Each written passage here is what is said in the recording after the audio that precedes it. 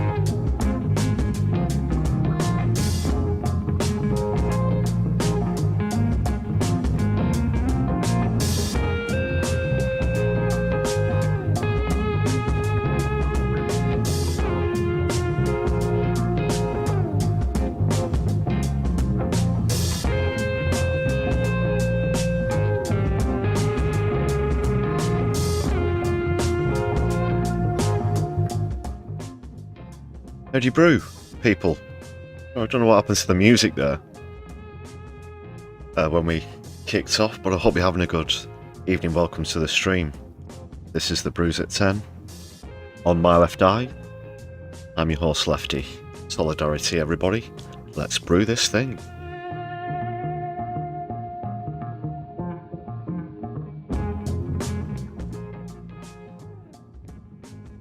Aaron and Graham already raring to go in the chat. That's what I like to see.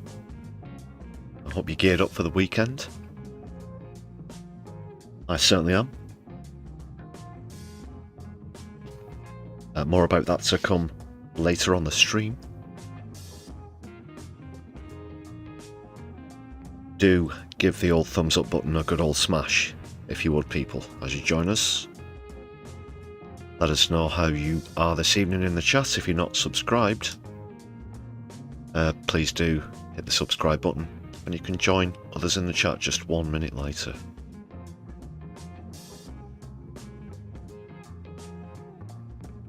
Good evening to you both. Solidari-Tea.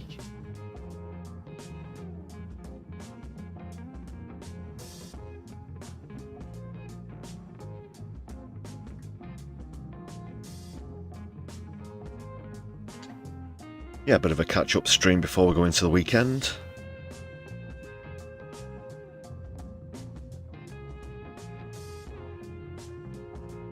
The Green Party launched their local election campaign yesterday, and a new party political broadcast video just a couple of hours ago, so taking a look at those, talking a bit more about the local elections, a couple of other UK stories as well.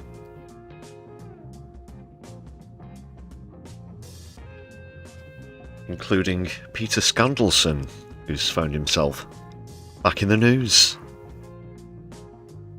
and in trouble with the authorities. Plus the latest on the not ceasefire in the Middle East.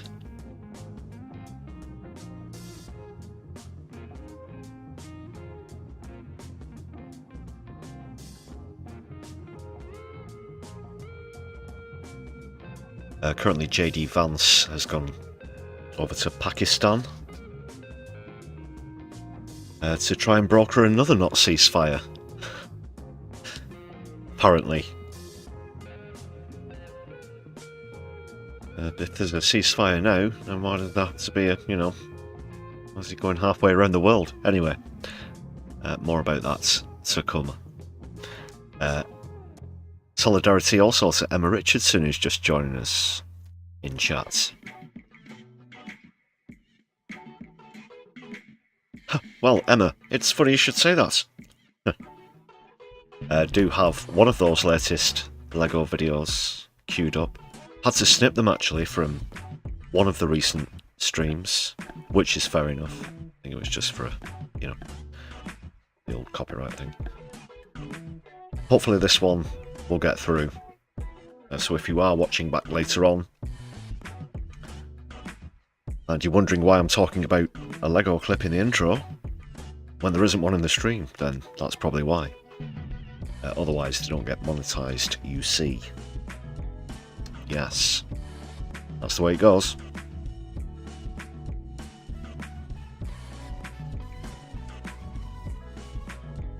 And I think we have one other live stream under review at the moment. That is, a human has to watch it to determine. It does happen. It's kind of strange actually. It seems to happen in sort of bunches. It'll happen quite regularly for a couple of weeks and then not for a while, even though I generally do the live streams in the same manner.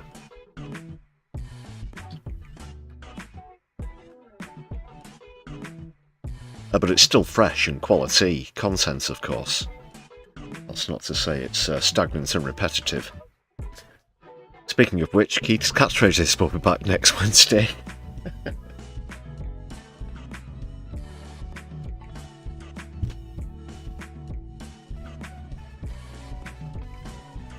So what else is coming up on the stream?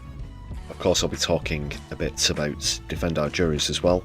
We're going to be down there in London tomorrow for the latest protest from Defend Our Juries. You can expect some exclusive content, exclusive interviews, even potentially a very, very interesting one. Excuse me. Try again. A very interesting one in terms of interviews, but I don't want to jinx the chances of that happening, so that's all I'll say. Join us on Sunday though. We'll have all of the footage. Of course, this is after the prescription of PAL action was deemed unlawful by the High Court.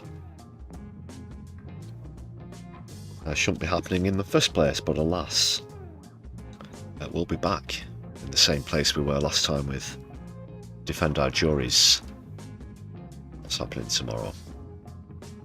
More about that. There was also a press conference that happened, what would that be, 2 days ago now? If we've got time, we'll take a look at that as well, because there were some really great testimonies and stuff, so all that plus more to come up on the stream. That's all the more reason to hit the thumbs up button, people.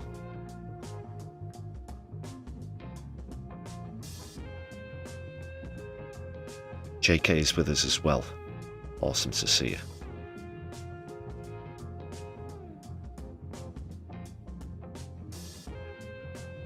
And we have Doc in the house. Nice to see you, Doc.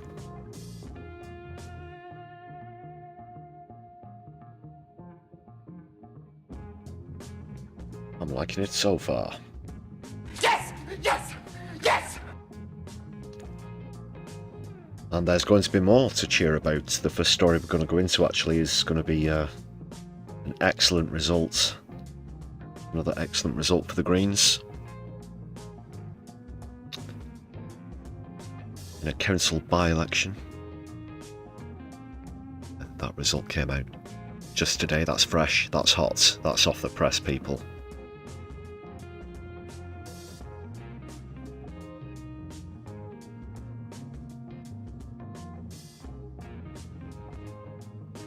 few light-hearted moments as well, of course. Kicking off with a comedy clip. In just a couple of moments, we'll just let the brew crew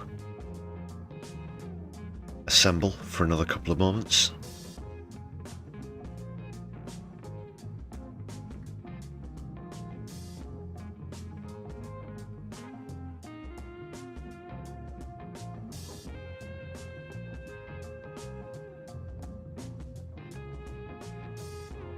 Also, bearing in mind there will be an early rise tomorrow on account of travelling to the capital.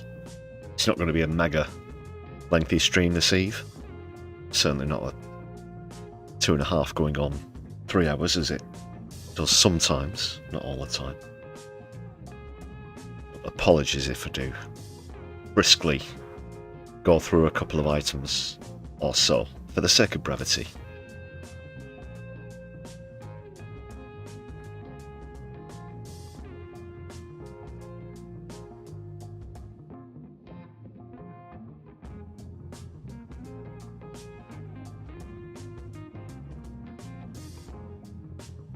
It's looking like you're all well in chat. That's excellent. Are any of you planning on perhaps demonstrating or anything over the weekend? Are you perhaps even demonstrating or supporting the Defend Our Juries protest tomorrow? Let me know in chat, but wherever you are, would you like to keep up with your fights as well? Because we're all in this together, you know, comrades. Can you dig it? Can you dig it? Can you dig it?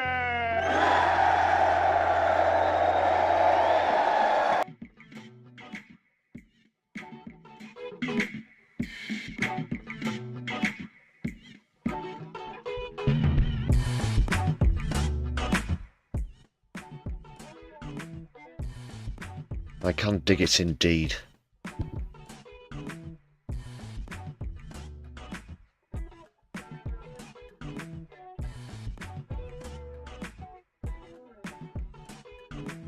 Talking to America and Israel is like trying to talk to insects on a dung heap.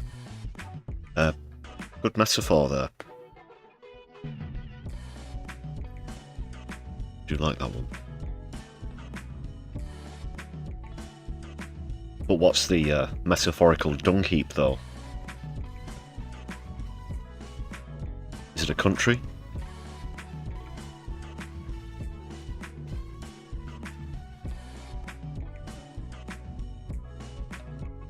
Is it the US of A?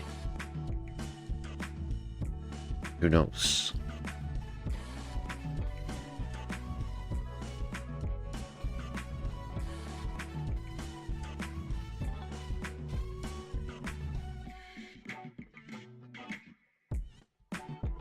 Right, are we ready and raring to go, people?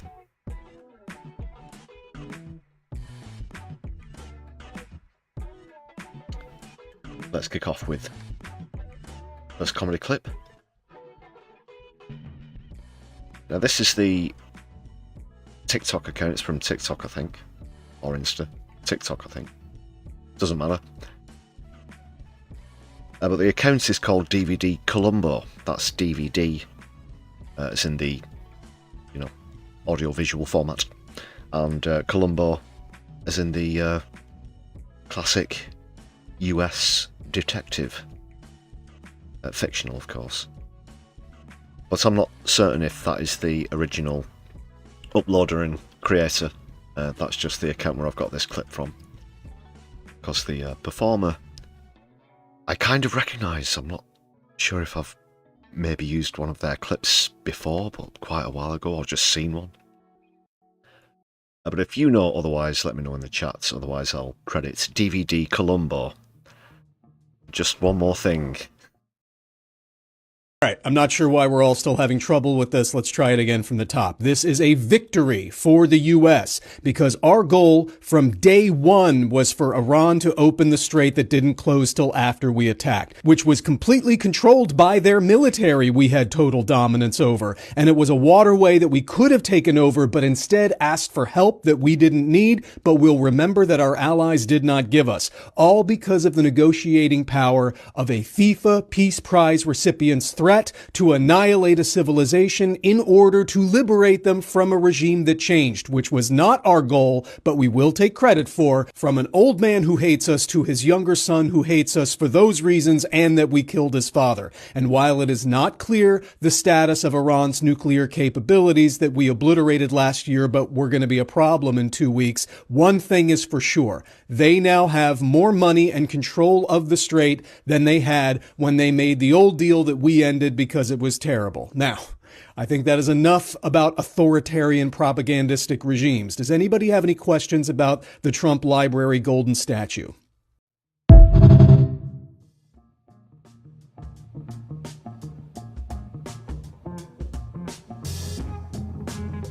That's quality stuff. DVD Columbo. Probably saved me about half an hour as well on the stream, but no, we will get into the ins and outs and everything. That was an excellent summary in less than 90 seconds in that parody press conference.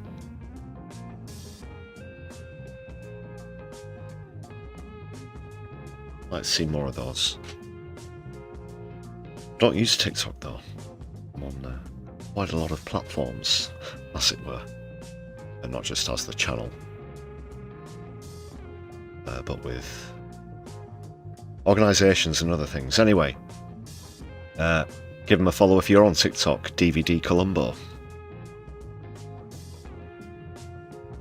Certainly better than VHS Kojak and Blu-ray Sherlock Holmes. Or are they? The jury's out. Well, today's buzzword is juries. I'm saying the word juries quite a lot. It's my new favourite word. It's replaced groceries. Everybody says it. Sorry for the minimal efforts Donald Trump impersonations. Spontaneous.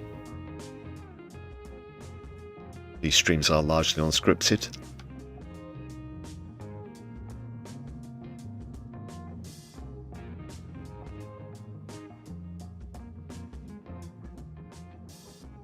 Yeah, they've also got to get a coalition of 30 countries together to help them open the Strait of Hormuz, which is, of course, just completely unnecessary. As Emma Richardson's pointing out in the chat there as well, of course. Because America have won this like 1,000 times already.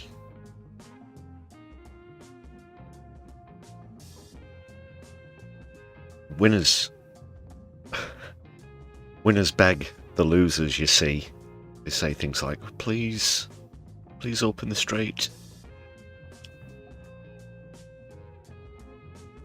Please come and negotiate, and we just want all your oil and take over your entire way of life. I think it's a reasonable thing to ask. More on that to come. I did actually I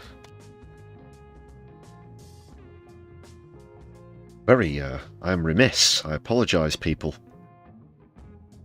Do normally get into thanking the marvellous members that we have on the channel before the comedy clip, but these are the current 251. It is not 250, but 251. Very pleased to have breached the former goal of 250. We've now set a new target as we now celebrate with a scroll as opposed to a list. Yeah, 350 now. Really appreciate getting over that 250 line. Thank you very much to everybody whose names you can see on screen, everybody who's supported us in other ways, and there are other ways you can support this stream, including with super chats, super thanks if you're watching back later on. And there's a Buy Me a Coffee page in the description of any content on the channel. Check out the link, just have a look through the description. It's right there. Thank you very much, everybody. We also encourage you to check out some recent video content on your mobile devices if you can, please, people. And depending on which region you're in, it might give you the option to give some hype points, which is a pretty new feature on YouTube. I won't go through a lengthy description, but it helps out the video on the algorithm, basically. So please do hit the thumbs up button, and then it'll say, hey, do you want to hype this video? And you say, you bet your left-wing bollocks I do. Thank you very much, everybody.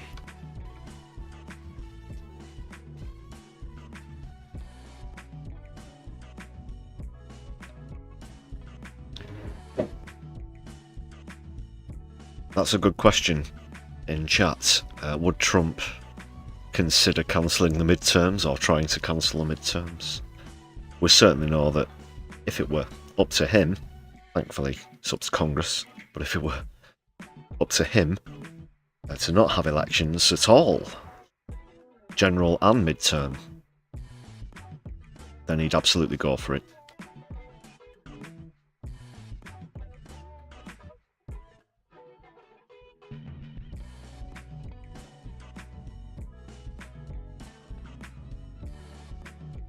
Didn't George W. Bush also once say, paraphrasing possibly, something along the lines of that he disapproves of dictators unless the dictator was him?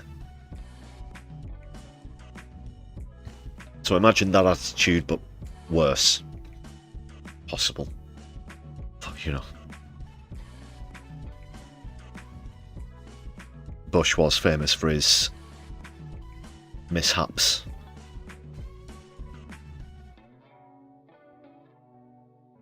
But he appears to have been outdone, if anybody thought that was possible.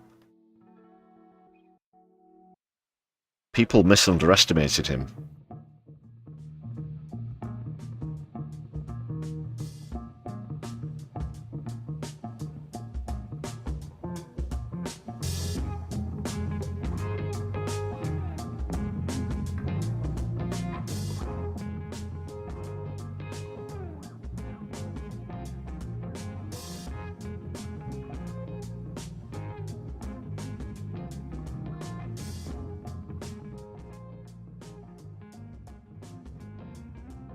That'd depend though, because apparently quite a few members of the US military appear to be capable of ignoring the Geneva Convention, for example. More on that to come, because we're going to start with domestic affairs, UK political matters.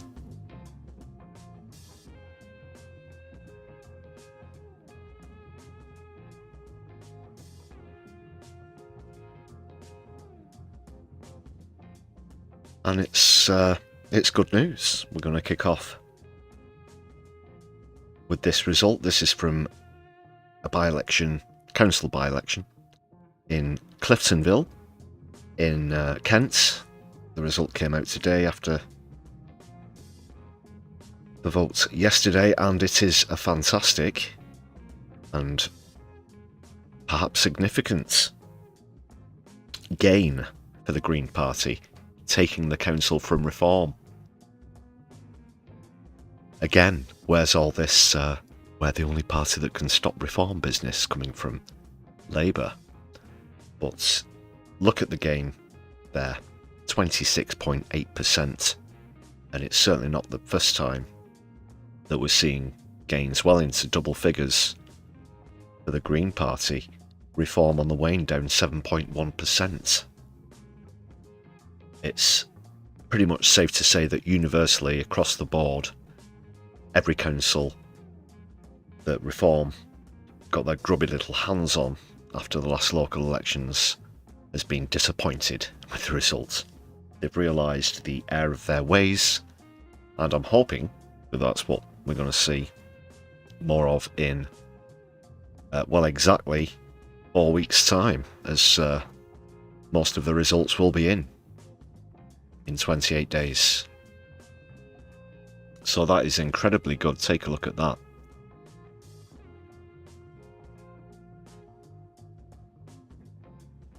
Of course, also worthy of note is Labour's double-digit drop as well, 11.6.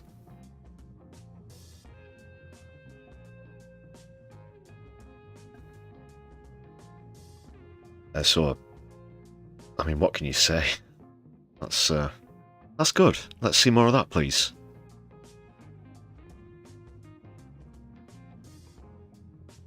If these trends continue, hey! Yes, please. Well done, Kent. Down there in the southeast.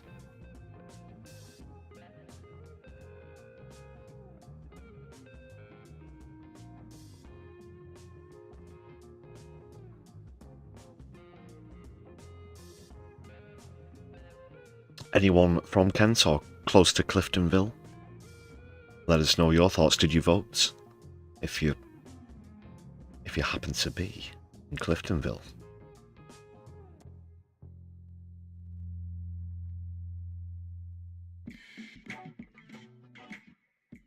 So it's all go for the Greens still. That's pretty undeniable, and they've kicked off, excuse me, their local election campaign with a bang, not just with that result, but with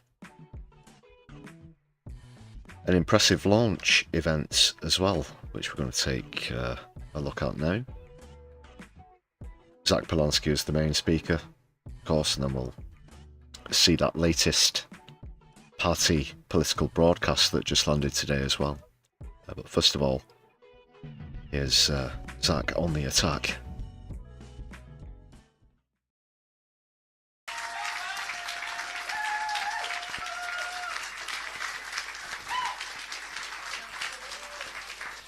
Good morning, thank you very much. It is amazing to be here in Deptford, and I just found out about half an hour ago this building used to actually be used to build kitchens, which means we've got a plumber, Hannah Spencer, at the back of the room.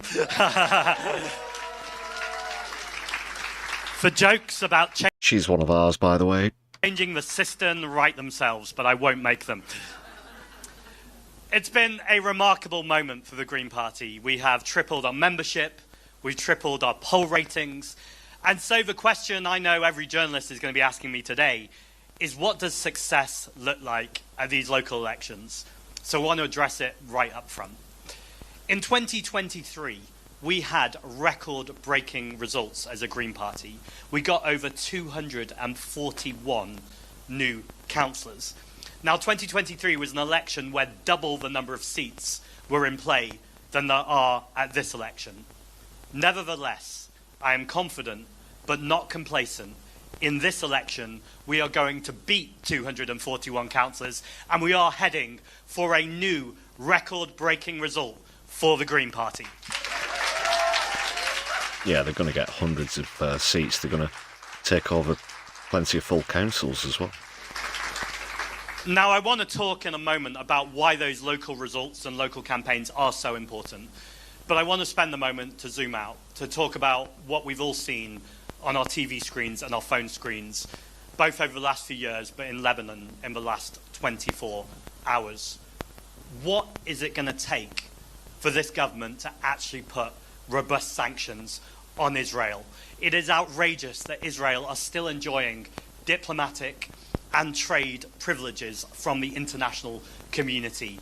And as a Green Party, we are calling on this government to make much more robust sanctions, to withdraw the UK-Israel trade agreement, and to end the genocide.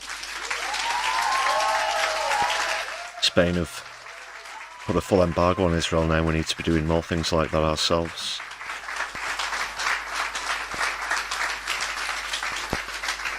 And we know it's not just Lebanon. We also see this going on in Iran. And the Prime Minister is not being entirely truthful with us all, with the country. He keeps saying that we are not involved with this war.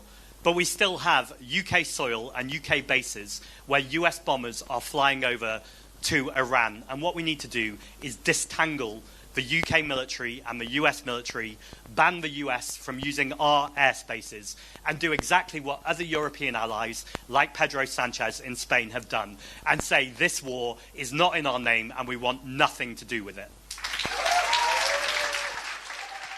Now we need to step up.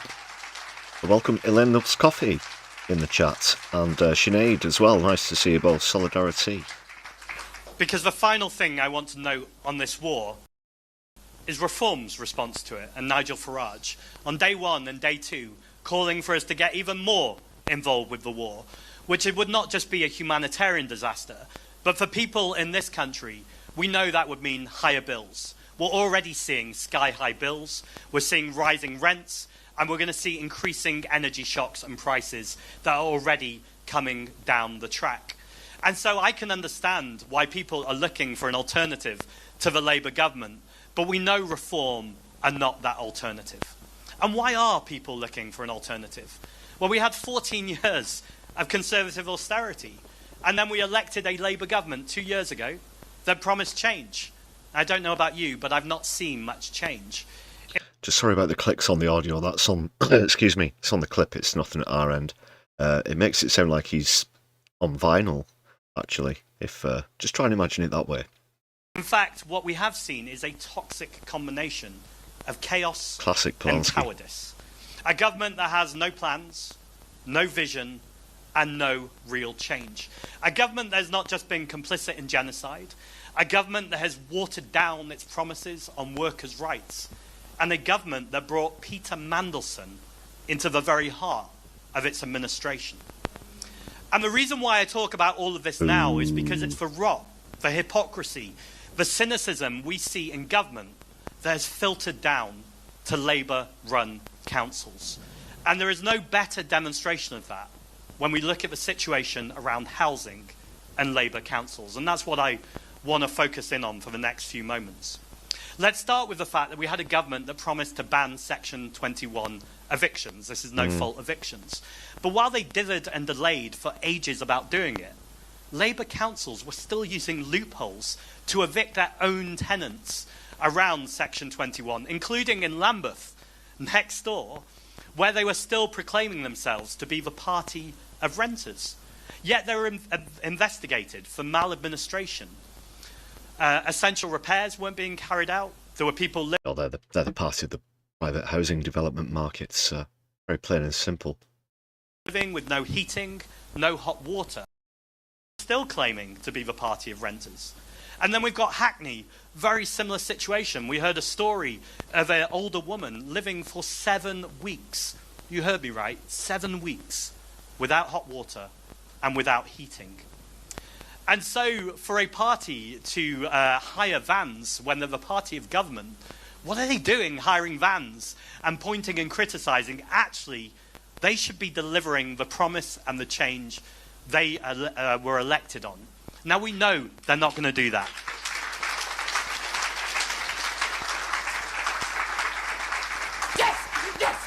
Yes! We know they're not going to do that. But we know it's also not enough just to criticise them.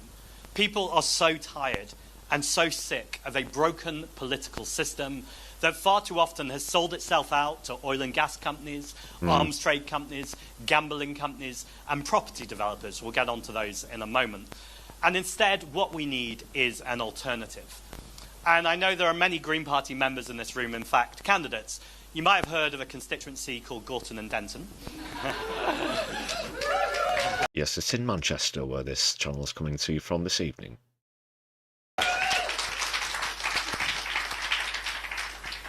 And even still looking at Hannah, I still feel emotional about what Hannah pulled off, what Gorton and Denton pulled off, but frankly, what the entire country pulled off in that moment. Because we took on Reform and the billionaire donors, and we now have Hannah Spencer MP. Jurassic Park.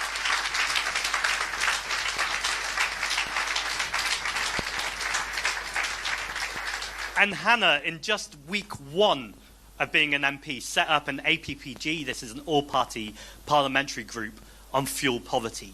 And the reason why this matters is whether it's at the national level with our peers and our MPs, whether it's in the London Assembly, or whether it's in councils right across the country. You can see the difference when you get elected Greens. They work hard in their community, and they only have 2 vested interests: to protect people in the local community and to protect the planet. So let's look at some examples. Lewis. In Lewis, Greens have built hundreds of council homes over the last 4 years, and there are still hundreds more in the pipeline. And the key here is it's not just about quantity, the quality of the homes too. They have set up a Quality. future home standard to make sure that every home that is built is affordable, accessible. That's really key. Disabled people far too often are kept out of the conversation about housing, rather than being at it at the very beginning, that it's co-designed and co-produced with the people who need it, and also that those homes are sustainable and good for the planet. And then we've got Bristol.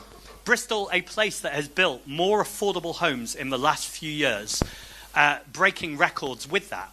This is despite the fact, by the way, Bristol has a £43 million budget shortfall. Now, this is outrageous that we have a Labour government that was voted in on a promise of change and are still forcing austerity on local councils. They say there's no money left, but we live in the 6th wealthiest economy in the world. 50 of the wealthiest families in this country own more wealth than the bottom 50% of the country. That's 50 families versus 34 million people.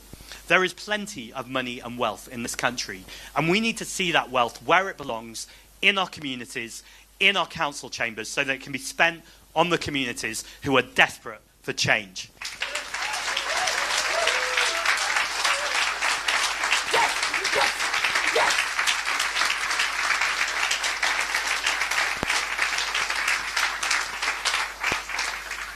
And so we know this change is so desperately needed. And we are definitely not going to get it from Labour councils or a Labour government. I talked about rot in housing. Let's look at the very top. Steve Reed, the housing secretary. He just charged £2,000 a pop to property developers to have a curry with him. Now, I don't think I'm being naive. The curry better have been nice, because that money is not worth Steve Reed. Yes, true. £2,000 a go.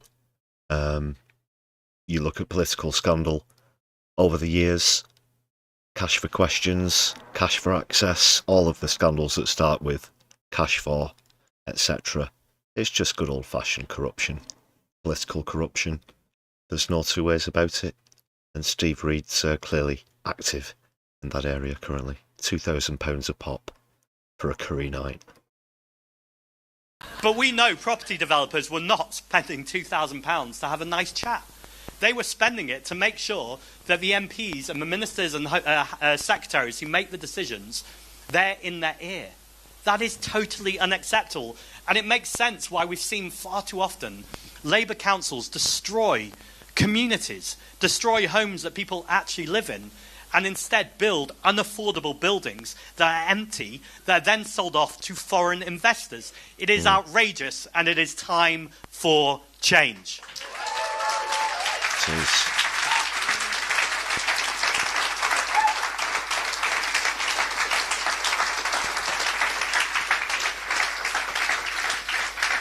And that change is coming in 28 days' time, because the battle lines are drawn. This election is between the Green Party and the Reform Party. It is a straight-up battle between hope and hate. I think that fact is fundamentally undeniable now. So anyone from the mainstream media who says or talks as though it is otherwise either has an agenda, is completely unqualified to be speaking about it, or a sort of distorted combination of the two. But it would certainly be wrong to assume that that's not the battle.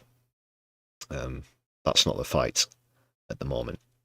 I think the mainstream media are still too ingrained, invested in what will be known as the old guard, I guess, as this new political era comes into effect in the country, which is happening undeniably now, but it's hope or hate. It's the Greens or reform, and it will be that way, I believe. And I'm not just saying this out of a matter of bias, obviously. I do like to see where Zach Polanski's taken the Green Party, even though I'm not currently a member myself at the moment. But, yeah. From here to the next general election, whether it's at locals or on a national level, that's the fight. And those are your two contenders. And there are only two real contenders. And it will stay that way, certainly as long as Keir Starmer's in charge of the Labour Party. Reform, the party of war, the party of high bills, the party of corporate backers, versus the Green Party, the party of hope, hope with a plan, and that plan starts with the homes that people need. I want to rewind to last night. So yesterday, as you'd expect, I was getting ready for the launch today, where I'm giving this speech, and then lots of interviews. But there's a party in Kent, in Cliftonville, that have a huge council election today. It's the Green Party versus Reform. I have no idea how that one's going to turn out. Now, the Greens came fourth in this election last time, and it's a place that, if you looked on it on paper, should be solid Nigel Farage territory. Thanet is there. It should have been a Reform heartland. But I spoke to the local party, and they've told me it is on a knife edge. Now, it would be foolish of me here to come and make any predictions, but even a second place in Cliftonville would be a pretty incredible result. But I turned up last night. I got a train. It took about 3 or 4 hours. We should do something about the state of trains in this country. Side note. Right. And when I arrived, there were 400 people on the beach. 400 people for a rally that had been organised with less than 24 hours' notice for a council election in Margate. And I think the reason why that's happening is people are rejecting the old party politics of Labour and Conservative, but they can see the divisive, the toxicity, and the awful politics that the Reform Party are trying to bring to this country in our councils. And we as a Green Party are the last stand against that. We can reject the hate of reform, and instead we can bring in a politics that actually benefits people's lives, that improves their living standards, lowers bills, and redistributes power and wealth from the super wealthy into our communities.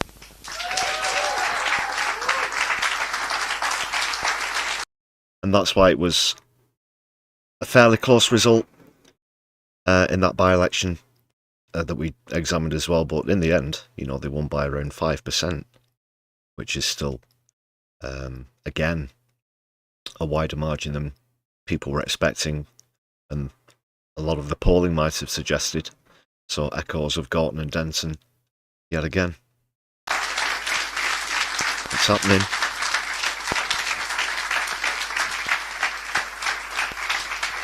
So this is it, folks. 28 days to do everything we can.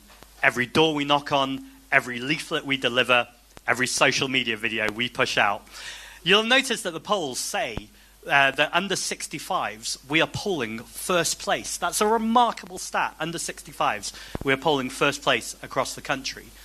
The reason why I'm highlighting it, though, might sound quite odd, because every time I say this, I always get lots of messages from people who are over 65, in their 70s, 80s, and 90s, who go, please do not forget about us.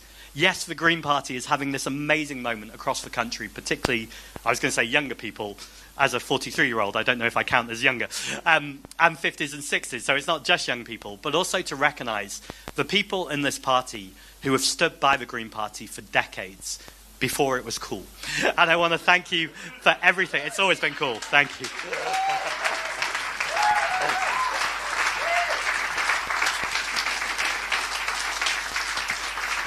I want to thank you for everything that you've done to keep the party moving, because we are in this incredible moment that I think we're really seeing this fusion between people who have been in this party a long time and the new energy, an energy that is built on environmental, social, racial and economic justice, and an energy that is ready to have a record-breaking election. Thank you.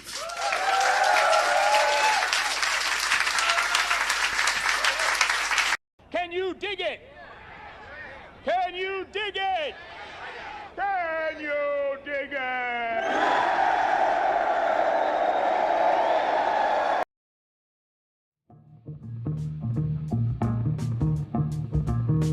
Dig that.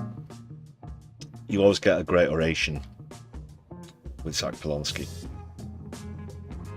And that was a fine way to launch at the local elections, as was this new party political broadcast. Excuse me, party political broadcast. We'll get straight into that one immediately now, whilst we're on a roll with this impressive message of hope. The May elections are coming, and something is bothering me. That building is 200 years old, and almost all the time it's stood there, a story has hung over it, over all of us. You know the story? Two parties passing power between them, ping-ponging it back and forth, never changing. Or it felt like that for a long time, because something's happening to that story. What's that? Who's that? Who's that?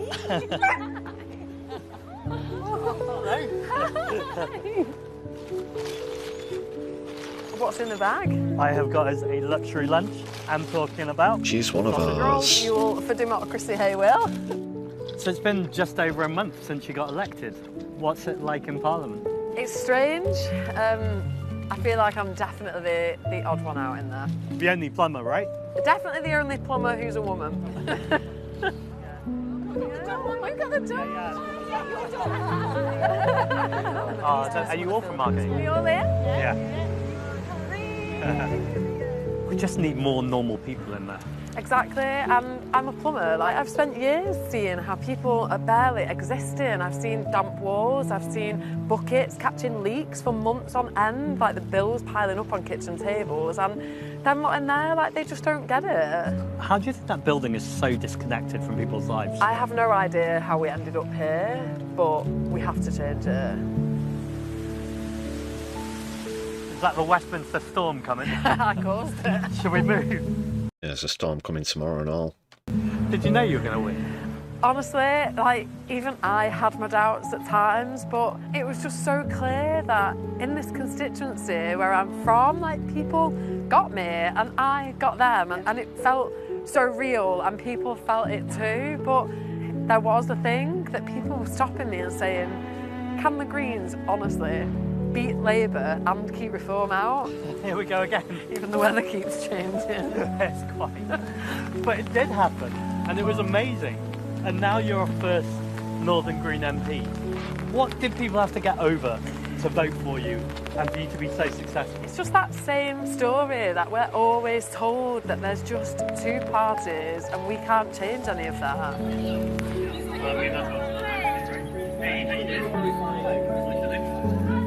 With the council elections coming up, what was the moment that you realised everything had changed? People are desperate, people are struggling, but people still feel hope.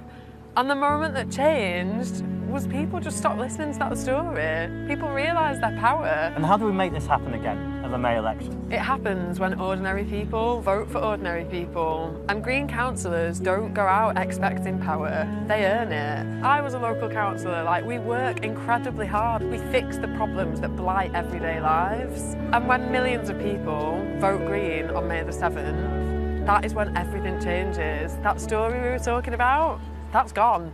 Dust in the bin. Gotta go. Democracy's calling. So good to see you.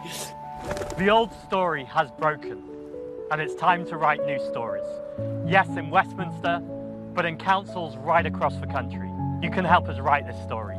Vote Green on May the 7th. Come on, Will. Let's go. Good boy. I really like that.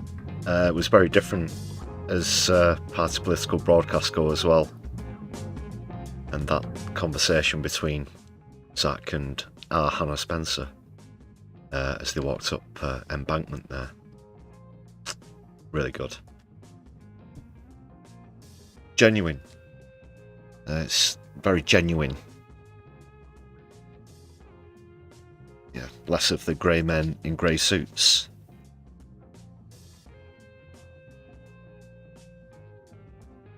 Awesome. And also, very good luck. As I know we do have a lot of viewers on the channel who get out and campaign and leaflet and canvass for the Greens. The very best of luck to you in the next few weeks. I'm really looking forward to these local elections. It's strange to say that. They do get overlooked very often. A lot of people question their significance, but definitely not on this occasion.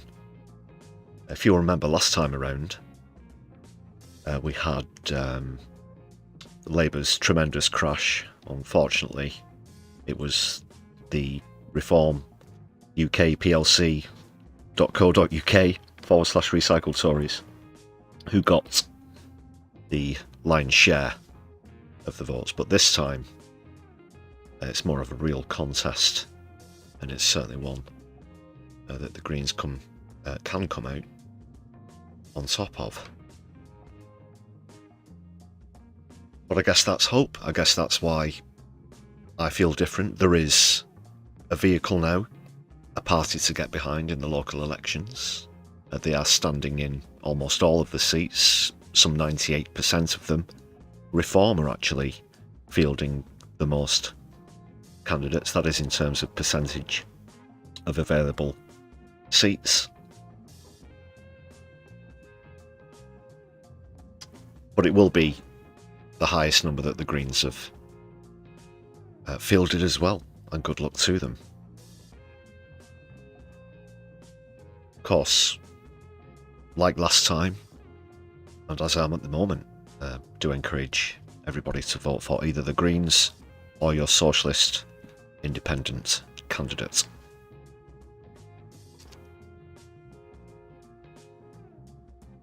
And I do actually think as well, because we did see a lot of independents making gains in the last bulk of local elections, didn't we? I think we could see similar or higher numbers this time around. More on that in the weeks to come.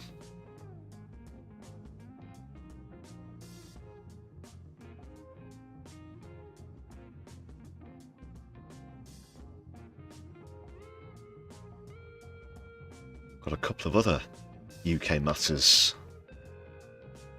to go into now. Some more positive news here, I guess.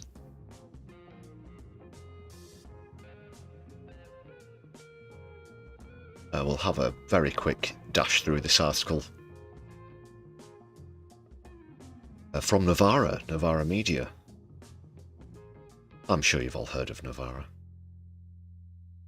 Off chance that you haven't, do go and subscribe. One of the biggest alternative media channels here in Britain.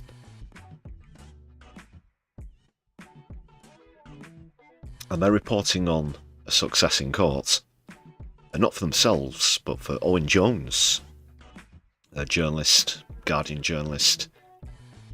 You'll know him from social media as well, I guess. Who's actually won in his defence of a libel case that was brought against him by the BBC. Let's see what's happening.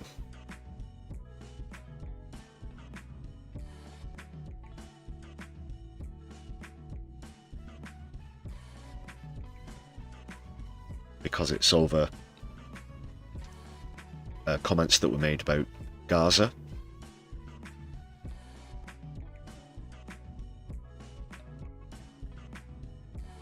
Talk more about Gaza later in the stream. Just putting this under the UK politics category for now.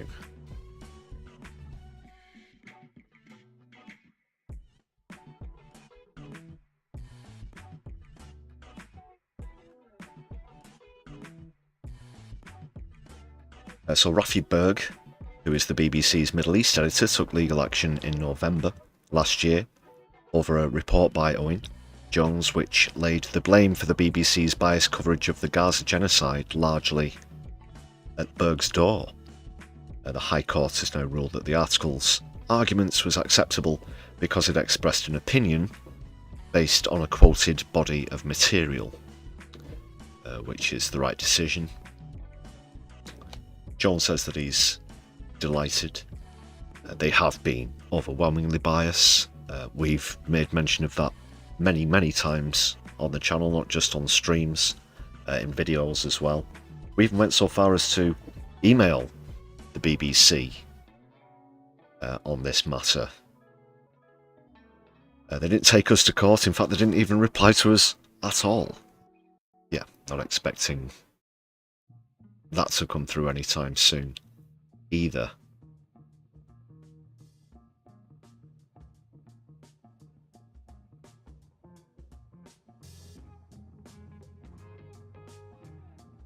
He also added, "I stand by my journalism, and if Mr. Berg decides to continue the libel claim, I look forward to defending my article in court." So I guess that gives Owen Jones carte blanche to continue.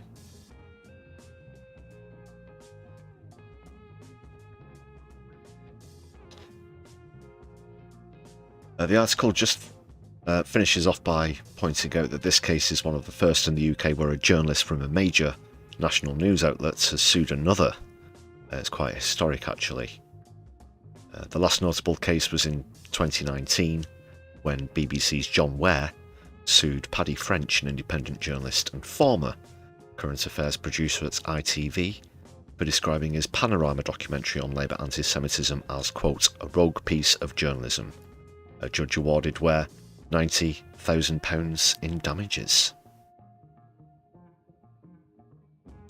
I don't know. Not of quite the same opinion on that one. Because if you do watch that Panorama documentary, it was pretty shocking. I definitely recommend the Labour Files instead. That'll give you a more accurate documentation of the so-called anti-Semitism in Labour when Jeremy Corbyn was leader, of course. But that's just about it for that one, people.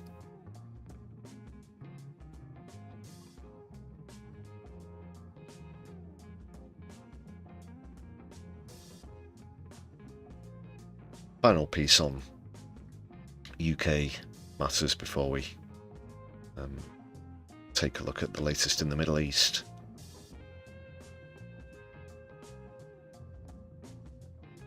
And it's Scandalson.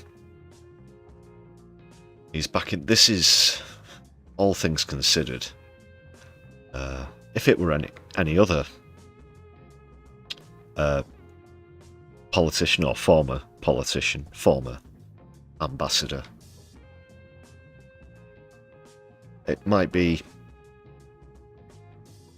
a bit more scandalous than it actually is, considering all of the other heinous things he's alleged or been accused of participating in.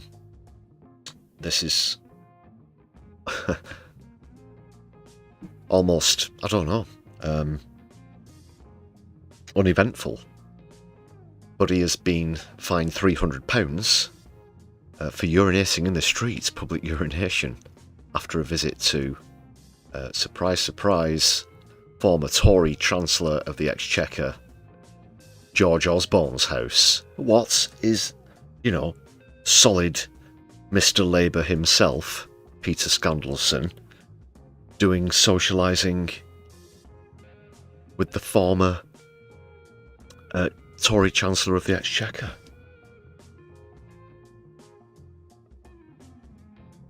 And then shortly after leaving his house, he took a piss. He was spotted or recognised by someone or some technology.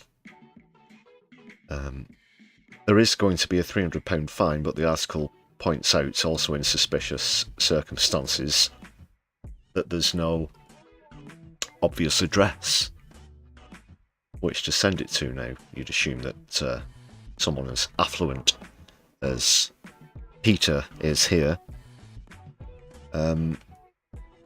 wouldn't find himself of no fixed abode, should we say. But alas, it seems it's actually tremendously difficult where to officially issue the fine to.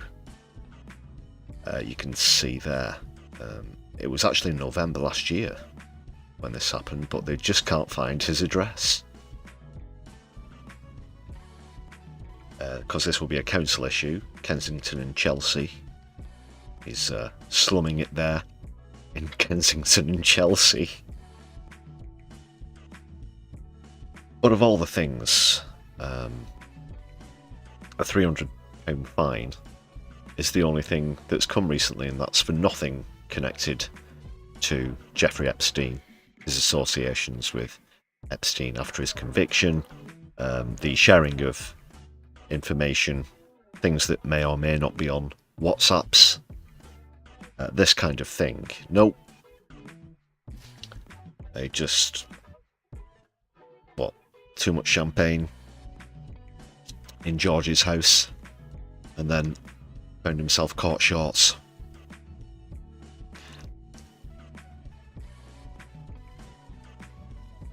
So of all these crimes, this is probably the least worst.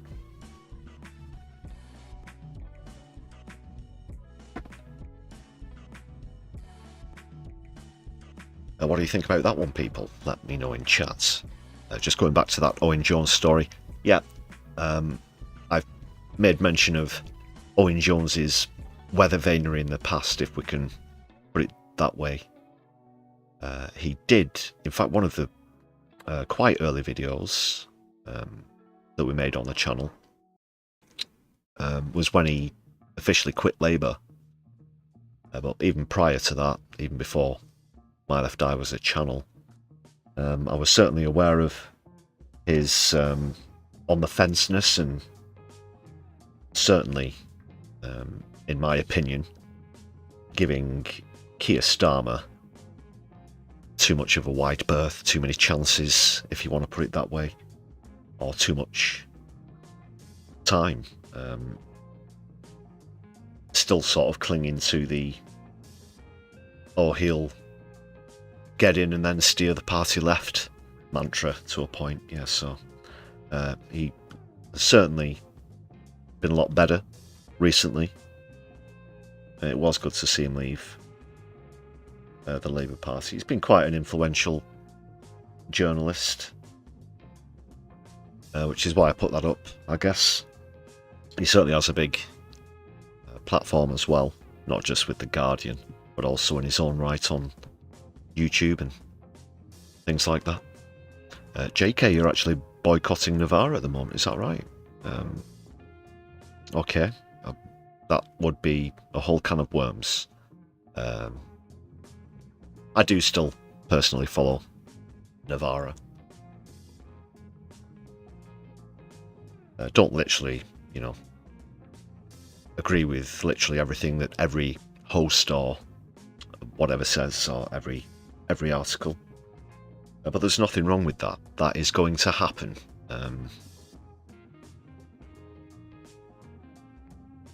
But the reasons for your abstinence, I guess, at the moment, that you're perfectly entitled to them as well.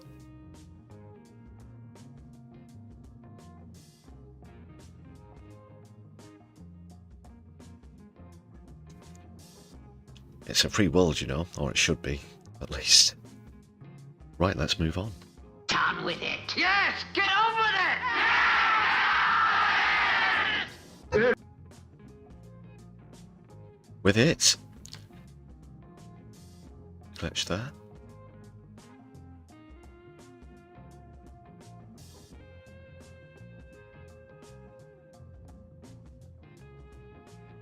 Just this, sorry, quickly, and then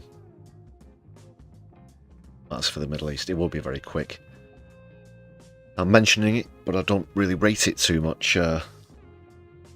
it's a more in common survey for a national poll. Puts Reform at the top with 348. I don't think Labour are going to come second. I think they're going to come at least third or worse. I'd certainly say that the Green Party's progress is somewhat understated on this, gaining just 22. No, won't buy that one. Another reason it's interesting though, and why I'm choosing to display it and share it with you good people, is the fact that it includes your party, as you can see, towards but not at the bottom there, with 3. That's a gain of, just check my notes, 3. But there's no Restore, which is quite interesting.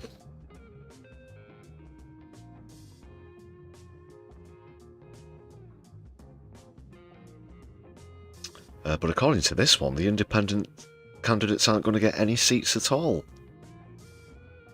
We'll lose all 5, which is strange. Perhaps they're inferring that 3 of those will go to your party. However, let's be honest, you'd have to consider it would be likely that Jeremy Corbyn and Zara Sultana, for example, would keep their seats. So that's 2 of the 3. Where have the other independents gone?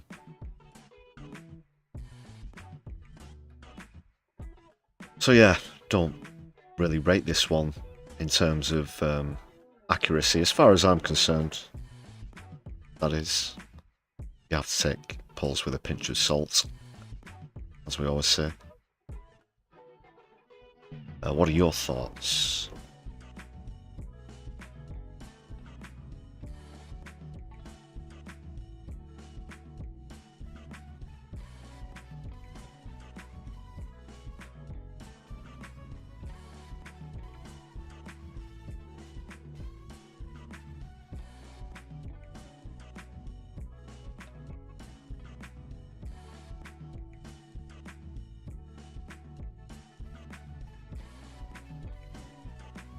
We'll start with Iran as we get into the Middle East now. We did mention earlier these really good Lego videos that they keep pumping out, and I don't use that term lightly, it's not overstated. They are putting out sometimes several of these a day. They some incredible, you know, there's a lot of AI in there perhaps, but these incredibly fast creators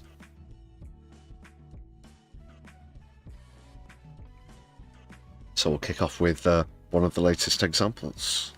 Again, apologies if you're watching back later, and this is trimmed out. We've had issues, not with all of them, but with some of the ones that we've used. Maybe if I don't say the L word so much. Algorithms ticking away those. Product identified. Product identified. Lefty said the L word.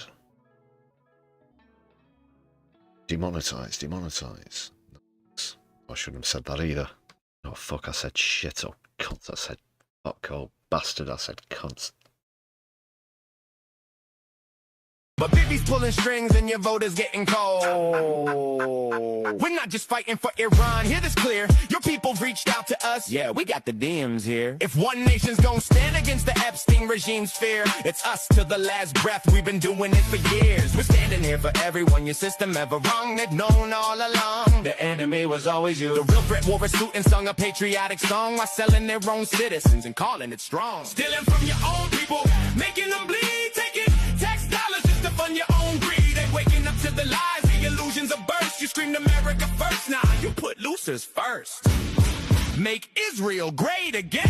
Your government is run by pedophiles. They ordered you to die for Israel. They ordered you to die for Israel. They lied to you all. There's some really subtle hints in the lyrics as well. I don't know if you're picking these up. We saw everything. If the public ever saw the files, man, the planet would shake from the level of filth and the crimes in your your way. No wonder Jeff called you the worst, you degenerate snake. You claimed you never set foot. You went 40 plus times. You sick bastard, you cook. We stepping up to the plate. Epstein regime gotta fall. You fake Christian elite, sacrificing the ball. Demon, you talk real big for a man with tiny hands. Tiny hands, tiny things, tiny everything. We saw everything, and word got out. The smallness kinda expands. No wonder all those rage tweets, all those desperate rants. Overcompensating bully, always causing a scene. You said you love losers. Well, look at your team. Your government is run by. Your government is run by pedophiles. They ordered you to die for Israel. They ordered you to die for Israel. They lied to you.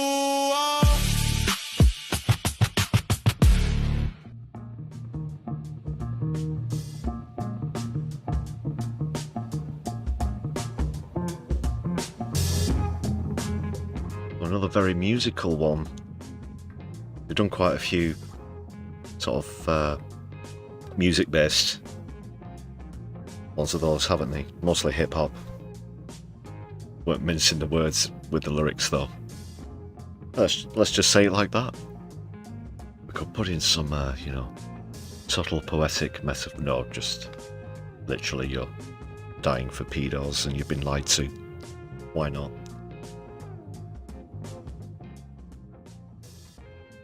But it still doesn't cease to fascinate me just how quickly they release those.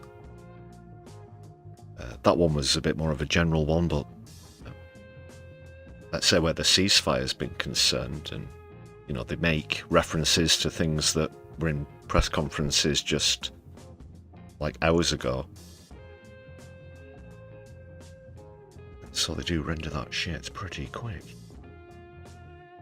Impressive. Okay, people.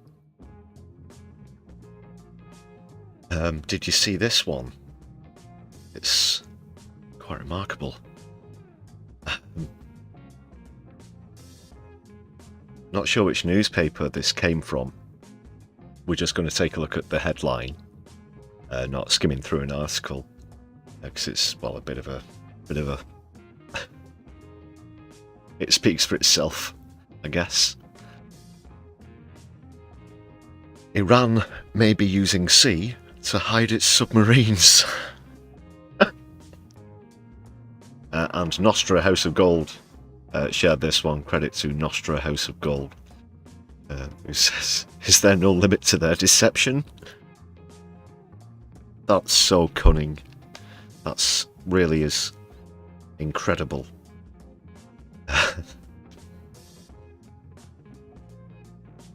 Giving away some super secret tactics there as well, of course. Previously nobody's considered hiding submarines in the sea. Oh, clever, clever. Very cunning indeed. I've got a plan so cunning you could put a tail on it and call it a weasel.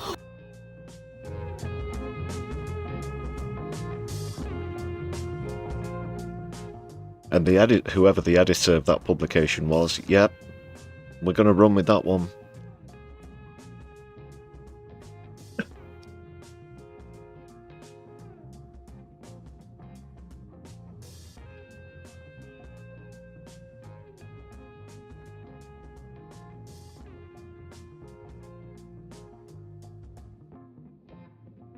Call back all of the such teams from land and air.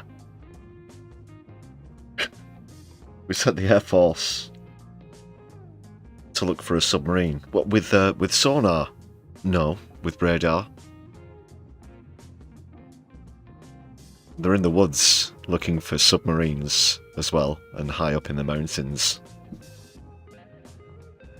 Don't get Trump started on scaling mountains and heroic rescues.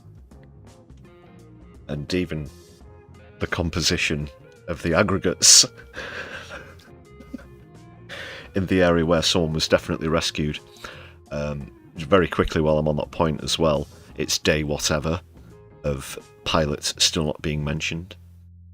The only update I can give you is that I believe can add some more clarity that it is just one singular pilot that we're talking about. It might have previously been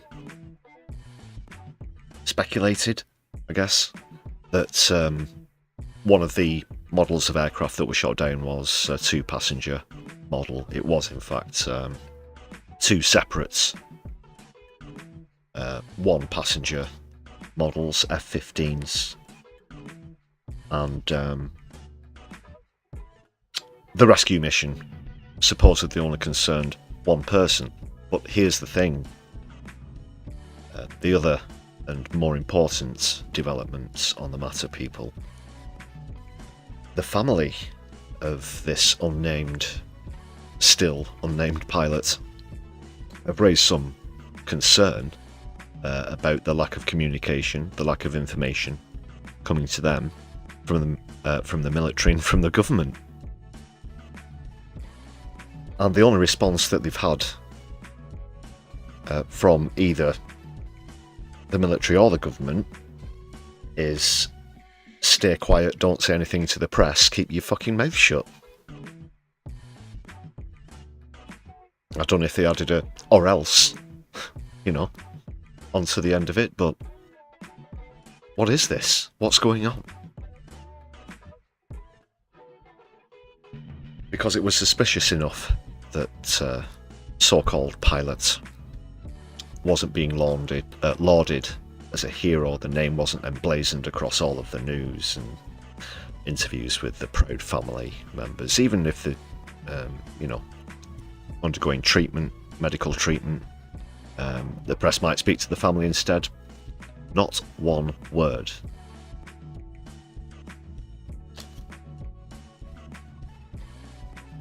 So that is very suspicious.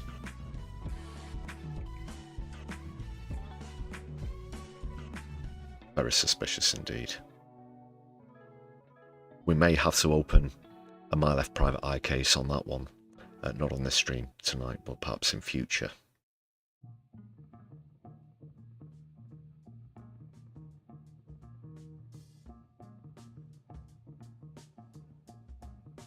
We'll quickly dive into the next clip.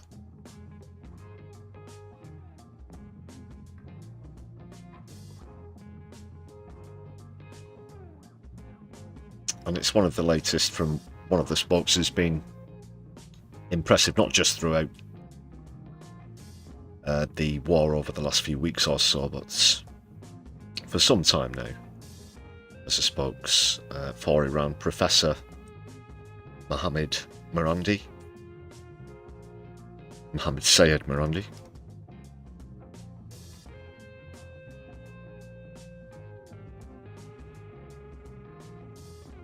And he certainly isn't shy about exposing UK and US journalists either.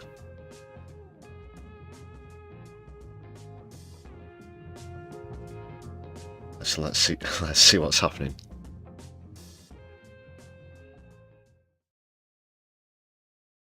It's very clear that Lebanon was a part of the ceasefire, and the Pakistani Prime Minister said that explicitly. And the Pakistani Prime Minister is someone who is close to the United States.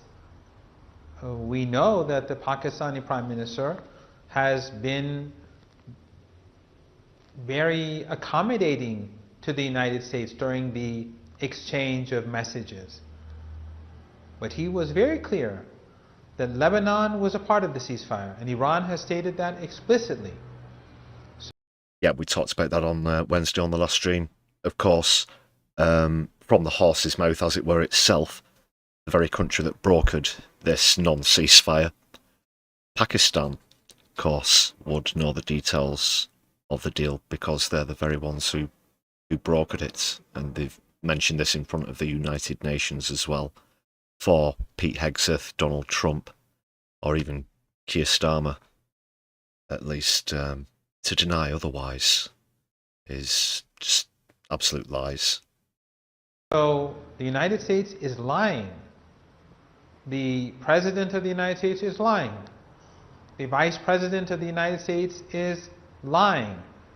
All of the officials in the United States are lying, and that is exactly why we cannot trust the regime in Washington. We were negotiating with them 9 months ago. They were conspiring to launch a war. We negotiated with them a couple of months ago. It turned out they were, as we expected, conspiring to launch a war. When the ceasefire agreement was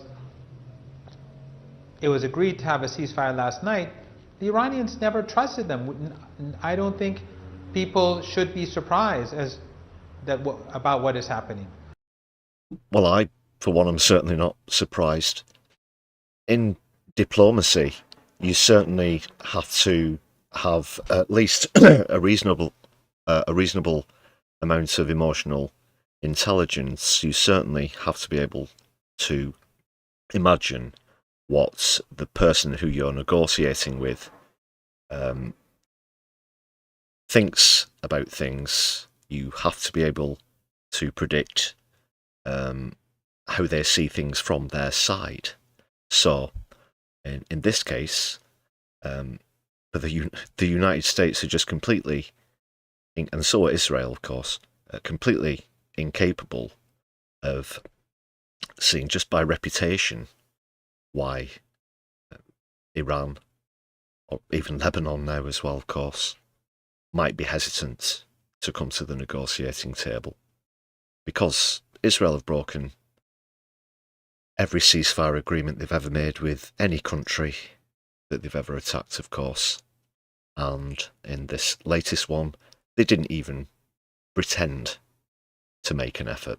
It was simply ignored. It was simply ignored, and they thought that they could clean up the pieces after the fact with PR, with propaganda. But it's complete nonsense, of course. It just really staggers me sometimes just how little they think about people's collective intelligence not to notice these sort of things. So, as far as Iran are concerned, why would they ever want to go back to the table? Why would they ever trust America with anything again? Because you certainly can't take their word for it any more than you can take Israel's, because it isn't even, whatever agreements aren't even worth the paper that they're written on. The Zionist regime does not want peace. Netanyahu, for 2.5 years, has been seeking genocide after genocide, and the United States supports genocide. The United States supports the slaughter of the Palestinian people. They support the slaughter of the Lebanese people. They support the slaughter of the Iranian people. It's not that they're indifferent, they support it. We've seen the US ambassador to occupied Palestine say that if the Israeli regime takes the region, that's fine with Washington, that's fine with them. And he also said that this is the most moral army in the world, more moral than his own regime's army, which is a joke, but a bitter joke, but that's what he said. Was the ambassador punished? Was the ambassador rebuked? Did the media attack him? Did senators and Congress people condemn him? Of course not. No, because, well, he's probably speaking on behalf of fossil fuel companies as well. That is America's, quote, interest, of course, national interest. Millions of barrels of oil, and there's an abundance of natural gas underneath Palestine as well. That's one of the many reasons that they want it, other than for wider territorial control as well. The geopolitics of that becoming increasingly obvious. So he's not going to care. Of course, the ambassador, that's just the ambassadors of the United States to other countries, just hand puppets. Because that is unofficial American policy. That the Israeli regime can take what it wants and it can kill in any way that it likes. That is US policy. That is European policy. It is,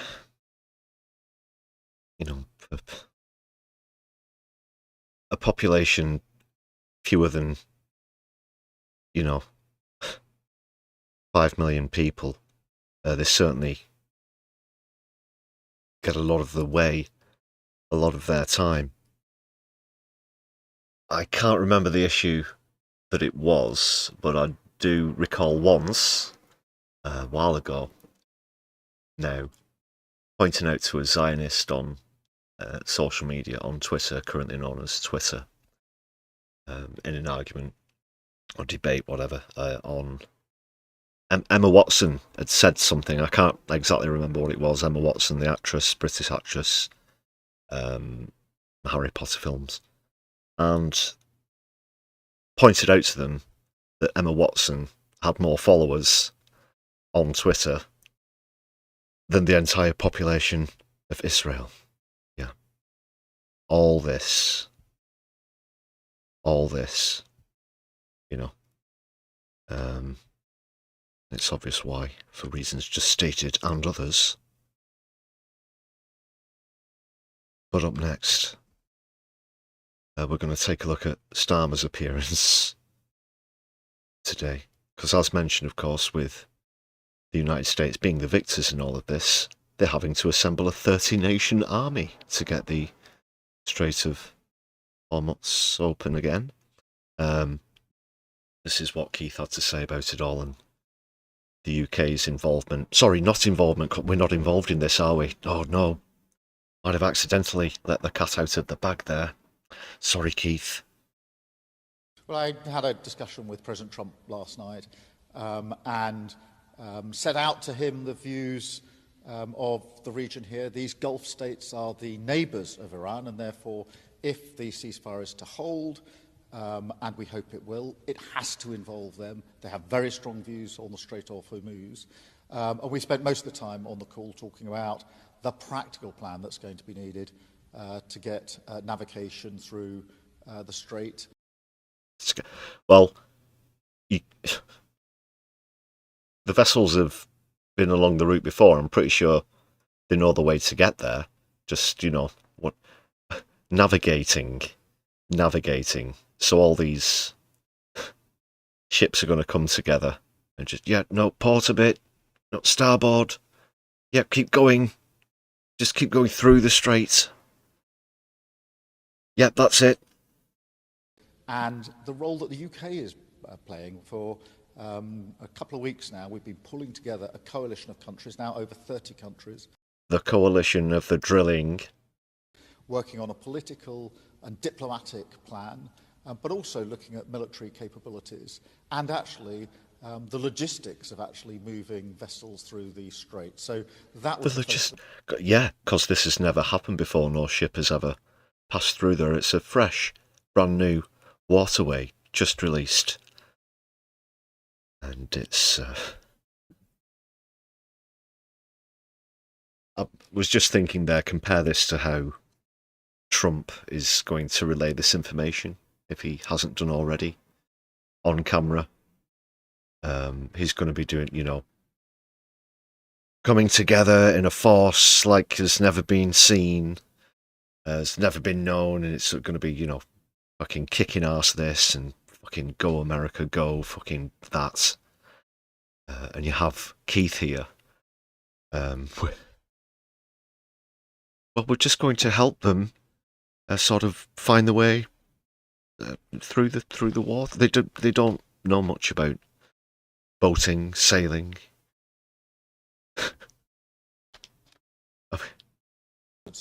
It's worlds apart, isn't it, in terms of presentation? But we know what they mean. What do they mean? They're going to, at the same time as encouraging ceasefire, getting a bunch of countries together to attack Iran to try and get the boats, or at least to threaten or impose, create such an so-called imposing force that they'll cave in and let the ships through. They've stated the terms before. I think you have to say on Iran's part, they were particularly lenient in the last not ceasefire. But this time around, I think they're certainly going to have some stronger demands, and they'll probably certainly take offence to 30 countries seemingly ganging up on them at the same time as saying, come on, let's get around a ceasefire table and talk. A lot of crap. Don't forget as well, people, very important, to remember two things. That is, that the UK is not involved in any of this whatsoever. Even though Starmer's announcing this new gang. And secondly, make sure that you smash thumbs up on the stream. Super important. Last night, reflection on what I've been Can't believe discussing it. here, but also that focus on a practical plan in relation to navigation through He's the such a Strait. tosser. He is such a tosser.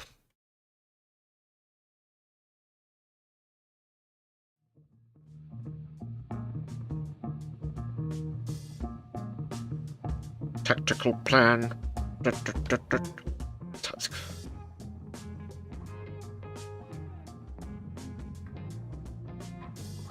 Well, you know what Hegseth's gonna say.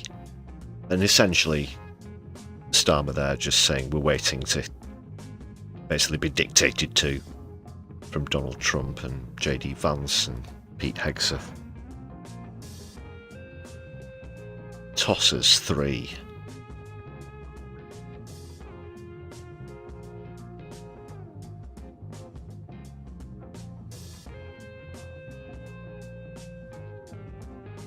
That was awful, wasn't it, Keith?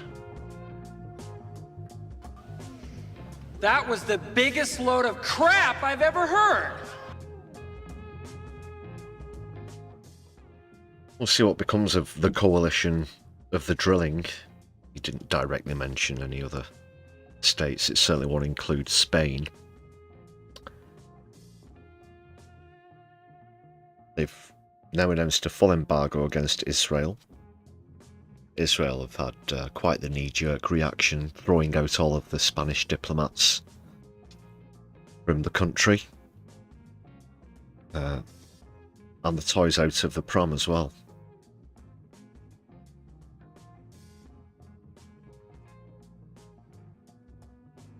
Why can't we be more like Spain, Keith?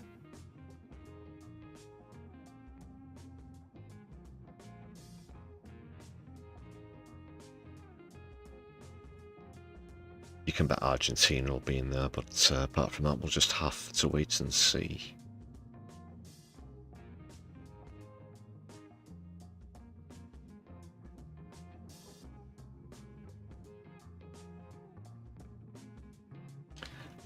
We'll take a look at something a bit better now.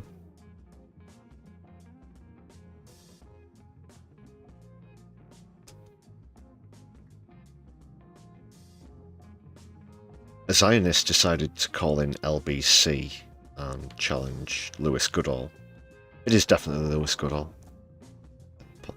Apologies for the mistake on the other stream, where I announced Ben Whatsit as Lewis Goodall. This is definitely he.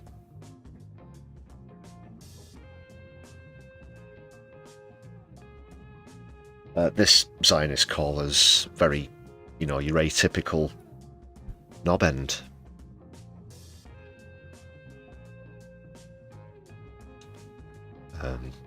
Yeah, but I think Lewis holds him to account in a pretty decent manner, so let's see what's happening with this one.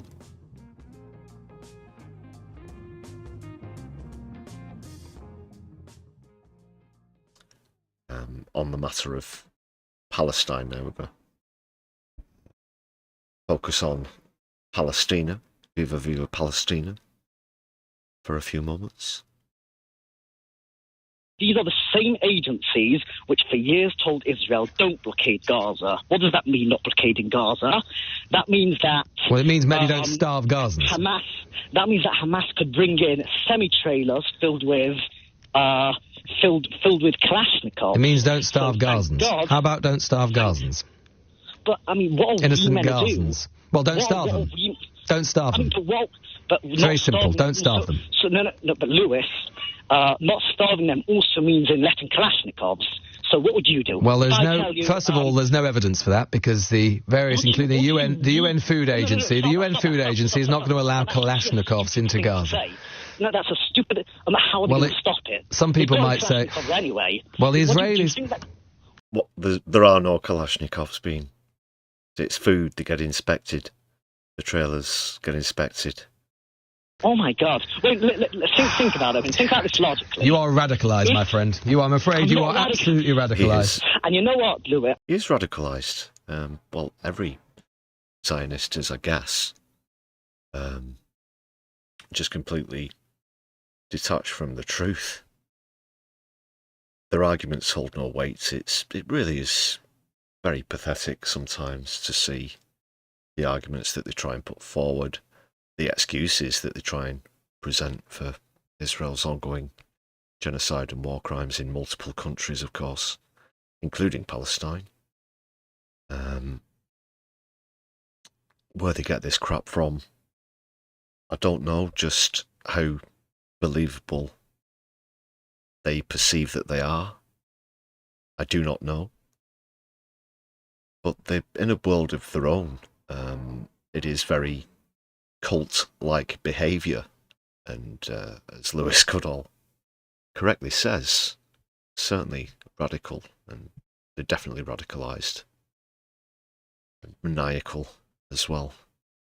I mean, you know, the first Gazan who comes up to me with a head of a Hamas member, I'd give him a hug. I'd give him a complimentary home in Jerusalem. Someone comes up to you with a severed head, and you, for some reason, you've got houses going spare, and you will give them someone else's house in Quds, Jerusalem. Really? I mean, what a ridiculous scenario, what a ridiculous thing to say. Bring me a severed head of this, and I'll give you that does not belong to me. Yeah, that's that sums up Zionism pretty well, I think. Let's find one who So do that's that. okay. So your argument is that they won't be killed and children won't be killed as long as they bring me the beheaded head of a Hamas soldier. That's the price, is it? If they deal with Hamas themselves, I'd be glad to leave them in peace. They've had 20 years, they haven't managed. You have been rinsing and repeating the same tactics of bombing, say, Hezbollah to Kingdom Come, and guess what? It never works. You know why? Because you radicalise a whole new generation of kids to hate your government. That's not true. Yes. And ergo, they are the creators of, air quotes, terrorism and radicalise it, not just because they finance them, as has been revealed, of course. The tactics are just completely useless. It's like painting the Severn Bridge. But, unfortunately, in this twisted mindset that they have, they believe that they can literally wipe out an entire country of people, and then they won't have to deal with the next generation, and that's another reason why they've been demonstrably targeting children, and doctors, surgeons, etc. have pointed out just how many children are admitted with chest and head wounds. These aren't, accidents, and in fact the IDF even goes so far as to play sick games, like on a certain day they will aim for a certain body parts and turn it into a sort of a game amongst themselves, because these are the sort of sick people that we're dealing with here. Really, how can this idiot who's calling in here defend this kind of behaviour? Complete monster. It does work. Thank God. In which case, why does Hezbollah still exist? We haven't had a repeat of October 7 in the north because we haven't had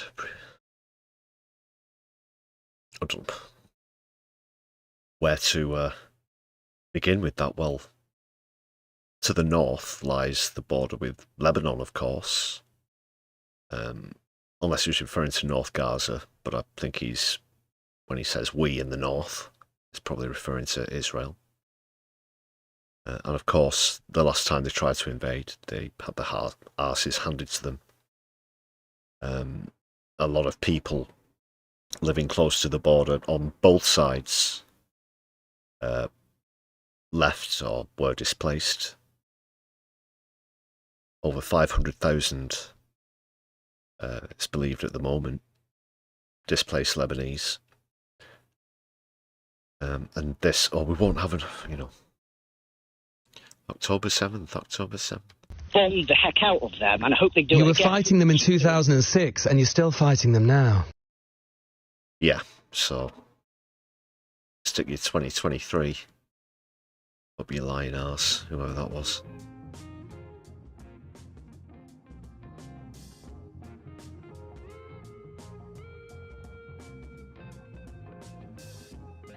At least Lewis Goodall was in possession of the facts, which is better to see on one of the bigger platforms.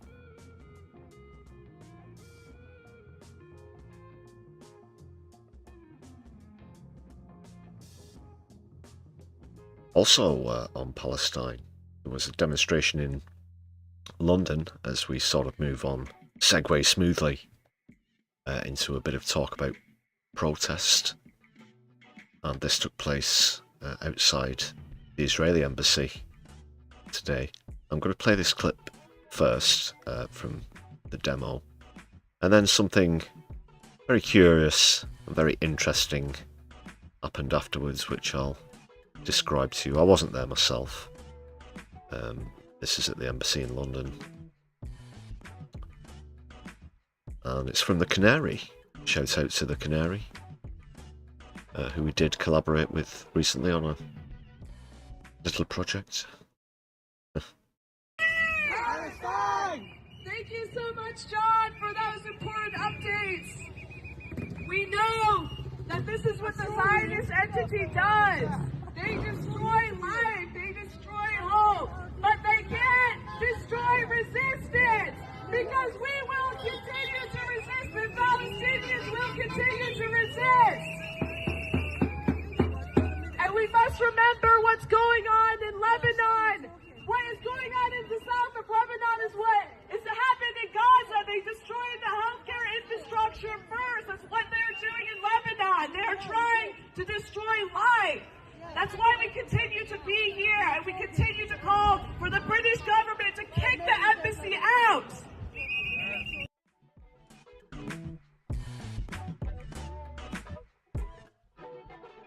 And quite a good turnout, as you saw there in that footage from the Canary.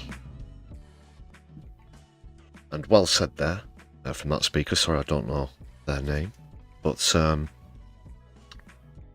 here's what got interesting. So after some time protesting outside the Israel embassy in London, would you just happen to believe, or would you guess what happened next? Yes, of all the things, what are the odds? Apparently, some sort of terror threat was raised, and alarms started to go off inside the embassy, at which point more police arrived outside the embassy and began to disperse people under, should we say, national security powers legislation, whatever. Bullshit is what you should really call it, because that's what it is. So,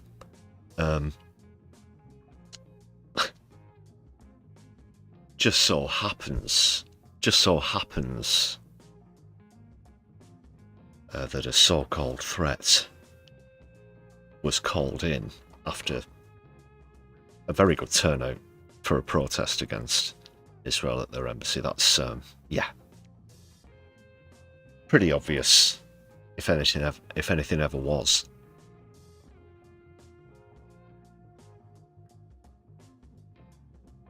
I'm not buying that. Get to fuck, mate. Bag of shite. But well done to the protesters. Put you, it won't put them off. I say hope, I know. They'll be back.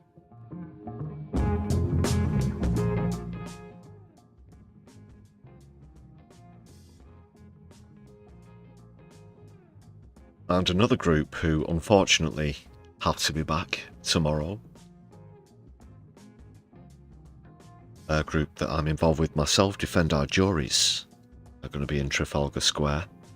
I'm not going to be participating in the protest itself. I'm going to be documenting and stuff,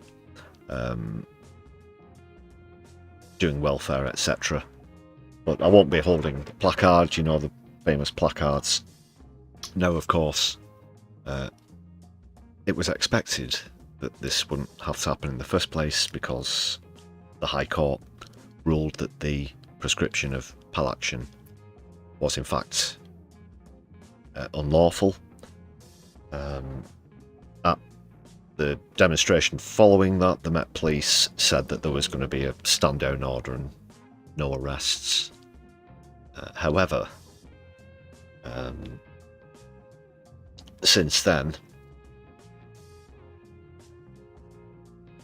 following an appeal by the government, it does appear to be back to square one, although it's rumoured that the Met would be sort of apprehensive to make arrests tomorrow. It is certainly not unexpected. So it's going to be a good turnout, I'm hoping. And like I said, yeah, going to get some interviews with a few friends of the channel down there, some people who regular viewers will be familiar with, as well as hopefully someone else, someone quite well known, but I won't say whom, for lack of jinxing the chances.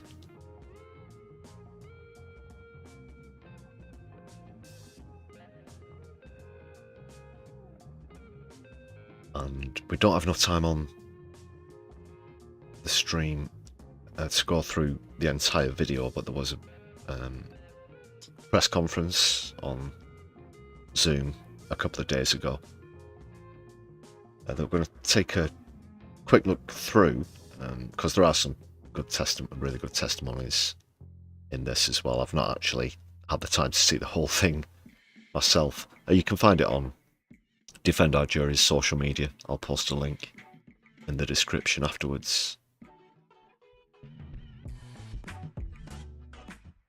And also you'll be able to check out all of our footage on the Sunday live stream this weekend.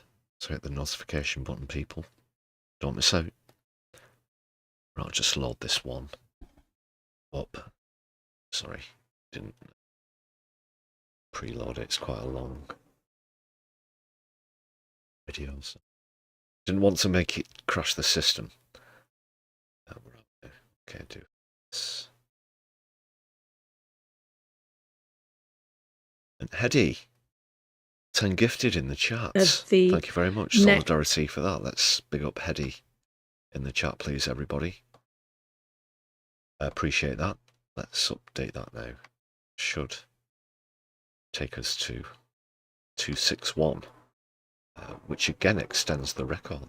Awesome. I believe this is the latest total. Thanks again, Hedy. Long-term viewer of the channel as well. Great to see you on stream, as always.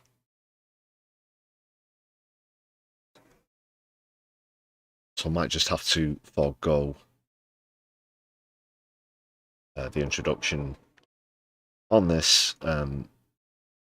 Like I said, this is Defend Our Jury's media. Don't worry, not secretly recorded a Zoom call or anything. So, this is Jennifer. next mass action, which is taking place this Saturday, the 11th, in Trafalgar Square. During the press conference, you'll be hearing from the organisers, lawyers and those taking action.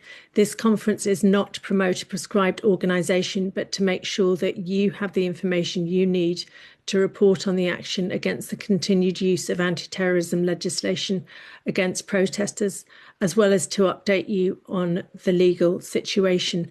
We will be giving you, I will be rotating through a series of speakers for the next 10 to 15 minutes, and then you'll have 15 minutes for questions. This is a press conference, so please only ask questions if you are a member of the press. You can post those questions at any point, putting your name and the name of your organisation in the chat. So welcome again, and we will get started with Zoe Cohen, who's a spokesperson from Defend Our Juries, who will give you information about the Lift the Ban action this Saturday. Yeah, Zoe's a good friend of mine, been on action with Zoe as well. Yeah, awesome speaker. Thank you, Jennifer. So what is Everyone Day? On Saturday, the 11th of April 2026, thousands of ordinary, peace-loving people will gather in Trafalgar Square, London, in open defiance of the government's misguided crackdown on peaceful protest. This peaceful vigil, called Everyone Day, will demonstrate the unwaning resistance to the ban on Palestine action, a protest group unlawfully prescribed as a terrorist group by the UK government. The action will be a peaceful vigil, with people sitting down, holding their handwritten paper signs with the by now world-famous words, "I oppose genocide, I support Palestine action." Since July 2025, nearly 2,800 people have been arrested under terrorism legislation for holding these signs during peaceful vigils, as part of what was described as the most widespread mass civil disobedience in modern UK history. So why is Defend Our Juries doing this? Well, in February this year, the High Court ruled that the government's prescription of Palestine action was unlawful and disproportionate. The effect of this judgment has been stayed to allow for the government to appeal. Shortly after the ruling, the Metropolitan Police issued a clear public statement that they would not arrest people for publicly displaying support for Palestine action, stating instead that gathering intelligence was the most appropriate, proportionate action they could take. Only a few weeks later, the Met contradicted this public position by arresting a woman on a peaceful march. In the weeks that followed, they issued a further statement marking a complete U-turn, saying that they would be arresting people after all. It is unclear what prompted this reassessment of proportionality, other than correspondence from Defend Our Juries and the organisation of Everyone Day. The Met's U-turn has come under fire, with leading law firm Hodge, Jones and Allen arguing that any arrests would be unlawful. Nonetheless, a further 19 people have been arrested for showing support for Palestine action since their policy change, with further arrests expected during Saturday's action. So what exactly will be happening? The protest will be peaceful, with thousands of people expected to gather, out of which we expect hundreds will be doing the sitting down and sign holding. The action itself will start at 1 p.m. on Trafalgar Square.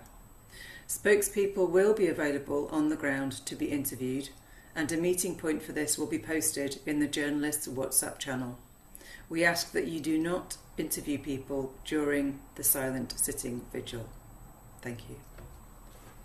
Zoe, thank you so much. And you mentioned Hodge, Jones and Allen, and next we come to Raj Chadha. For those who've joined us from the press, the biographies of the speakers are in your press information. We'll put another version of the press release in the chat now in case you don't have it.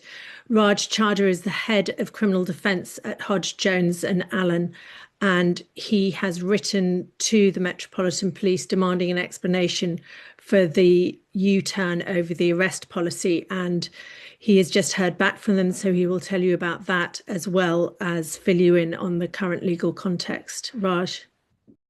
Yeah, Hodge, Jones and Allen. All the times I've been arrested on action, that's been the solicitors firm that I've used. They specialise in climate protest law, as well as climate law itself. So they certainly know the stuff. Let's see what Raj has got to say. Thank you very much, Jennifer. Just to put into context, the right to protest has been under attack in the UK for a number of years.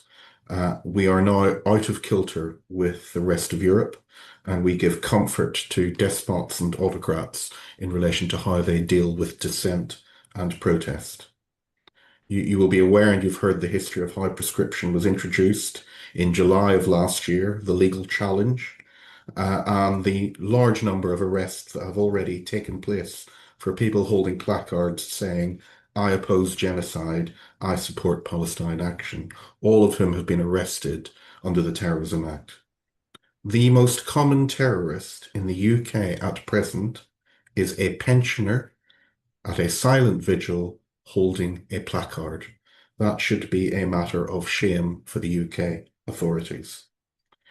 Since the successful judicial review, as indicated, there was initially a pause in arrest and a change of policy on the 25th of March.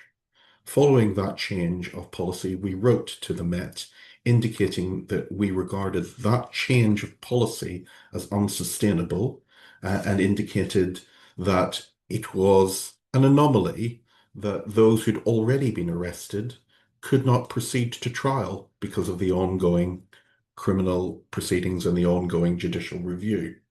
So you would have an absurd result of people that would be arrested but could not be proceeded with because of the ongoing case. We also asked who took the decision, what factors were taken into account, and what consultation the Met undertook in relation to this change. As of today, the Metropolitan Police have treated that not as a letter requesting information in relation to a potential legal case, but as a freedom of information request, and simply acknowledged it and said they'll get back to us. We do not regard that as a satisfactory response when people's fundamental human liberties are at stake in relation to their right to protest, and we will certainly consider what further action can be taken. That being said, at present, the Met are maintaining their current policy, which is to arrest those that show support for a prescribed organisation, and that prescribed organisation at present continues to be Palestine Action. Yeah, excellent stuff. Aaron Gray in the chat, yeah, too many court hours and too many police hours costing far too much public money, of course, as well in the process. Raj, thank you. And you'll have a chance to ask Raj questions when we've heard from the other speakers. Next. I'm just going to play one more speaker, got time for one more on the stream, but you can check out the full thing, like I said, on Defend Our Jury's social media. And I'm going to post a link in the chat after the stream as well. We have Peter Leary. Peter is the Deputy Director of Palestine Solidarity Campaign UK. Last week, 2 protest organisers were convicted for violating conditions imposed by the Met Police on a protest in January 2025. Peter, can you explain the significance of this within the context of restrictions on marches for Palestinian rights since 2023? Yes, thanks, Jennifer. And I think, as you said, last week saw the conviction of 2 of the leaders of the marches, Ben Jamal and Chris Nynam. A chilling judgment, in many ways a shocking judgment, if you're familiar with the facts of the case. I'm sure many are, relating to the 18th of January last year, when we were banned from marching first either to or from the BBC, and eventually from even leaving Whitehall, culminating in a large number of arrests, prominent speakers, including 2 MPs, Jeremy Corbyn and John McDonnell, an 87-year-old Holocaust survivor, Stephen Kaposh, prominent figures, Juliet Stevenson, Khaled Abdallah, called in for police questioning, and protest organisers charged for the offences of which they have now been convicted, all for taking part in entirely peaceful protest. And I think it's useful in this context because it shines a light on the wider situation that's just been referred to in terms of the right to protest, which includes the proscription of Palestine Action, includes the arrests of people for holding signs, but also sort of wider attacks on the right to protest. Since 2023, we have faced attempts to demonize the marches. Suella Braverman, the then Home Secretary, infamously describing them as hate marches, suggesting that simply flying the Palestinian flag could be a criminal offence. We had calls for the marches to be banned, for the army to be sent in, attempts to label those protesting as treasonous or unpatriotic. Contributing, I would say, in no small part to the growth of the far right, and culminating in the huge 11th of November Armistice Day demonstration in 2023, which saw far right groups try to attack the marches and drive them off the streets. Alongside that, we've had direct state repression. The police have used unprecedented use of police powers to restrict the routes, times, locations, and even sounds of protest marches. Just to quickly give a flavour of some of that, the conditions that have been imposed. On the day that famine was officially declared in Gaza, the police used the Public Order Act to ban us from banging pots and pans in protest. When the Israeli president, Isaac Herzog, whose words have been cited as evidence of genocidal intent in the international courts, when he visited London, we were banned from using megaphones or making noise. And just last week, when Israel announced we announced our intention to protest in response to the introduction of Israel's grotesque execution law, which allows it to effectively lynch Palestinians based on their race and ethnicity. At 4:30 in the afternoon, with a protest due to begin at 6 o'clock and announced for 6 o'clock, the police imposed conditions, moving us from the subject of our protest, the Israeli embassy, to Downing Street instead. So, you know, the use of conditions making it very, very difficult, almost impossible to organise a protest at all. And of course, culminating, as I say, in the conviction of protest organisers for taking part in entirely peaceful protests.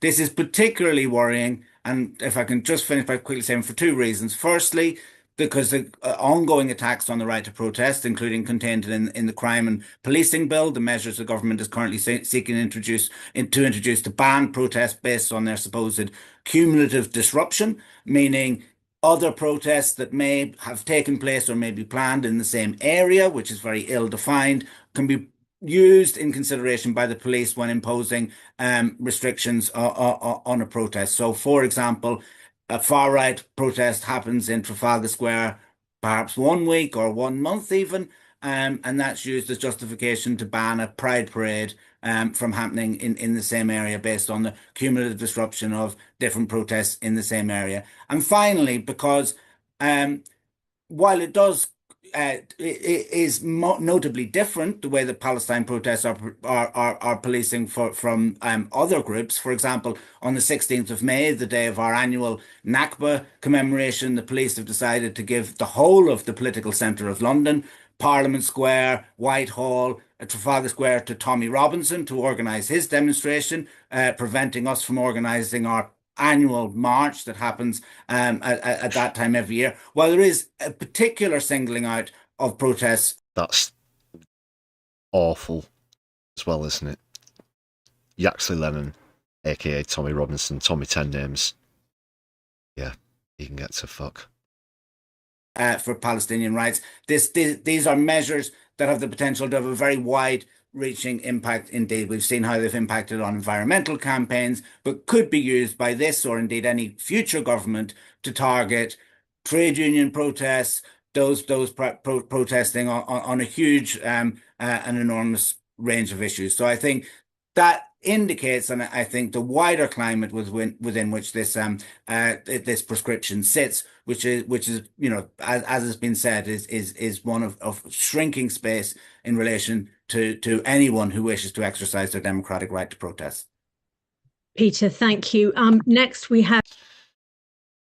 Excellent stuff from Peter, Raj, and my friend Zoe Cohen there. Hello, Zoe. You're watching, by the way. I'd love to play you more, but out of time. Where the Defend Our Jury's press conference is concerned, check out the link in the description post-stream for more.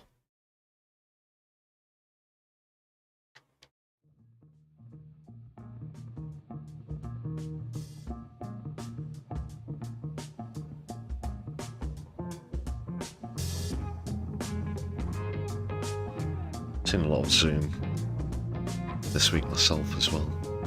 Been a very Zoomy week. But many are. Okay, people.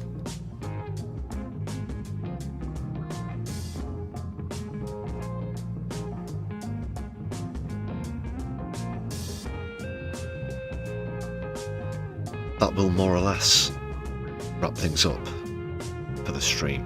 Thank you very much for joining me this evening. Hope you've had a great week. It's been great to have you here with us on the stream.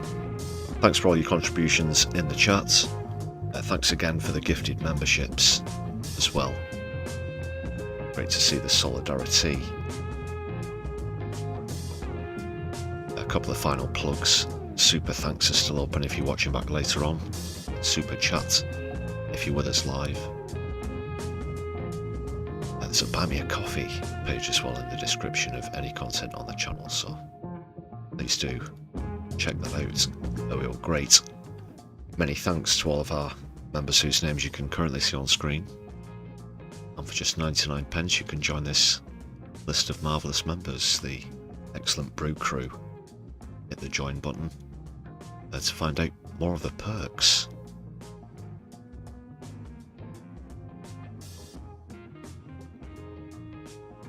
Thank you very much once again.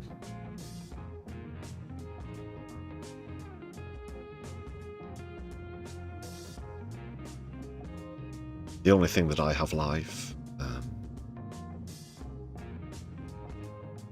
is the Al Jazeera English channel.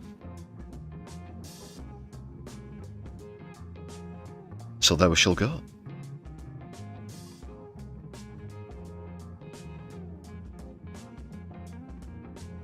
And yes,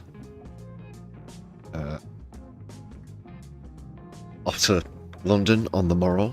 We'll be back on the Sunday live stream, of course, with all of that exclusive content and stuff from that DOJ demonstration. So do join us there, people.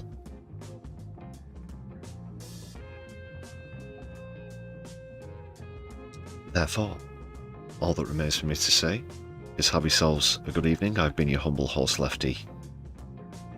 Power to the people. Free Palestine, Lebanon, Sudan and Yemen. Don't let the bastards grind you down and don't watch the news. Be the news. My Left eye will be seeing you soon. Good night.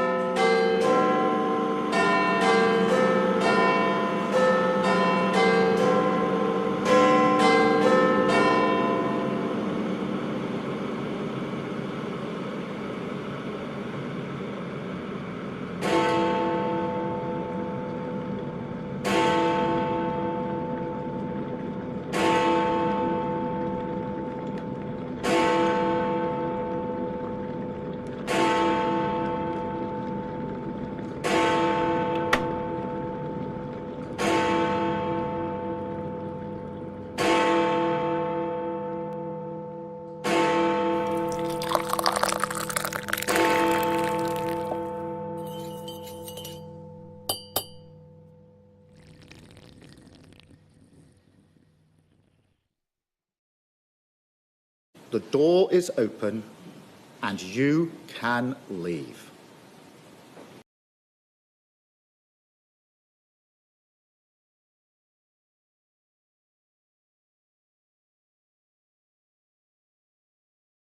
It's what Hitler and Goering did, and it is textbook. And if you think the next time it happens, we're gonna recognize it because they're wearing scary uniforms, you're out of your damn mind.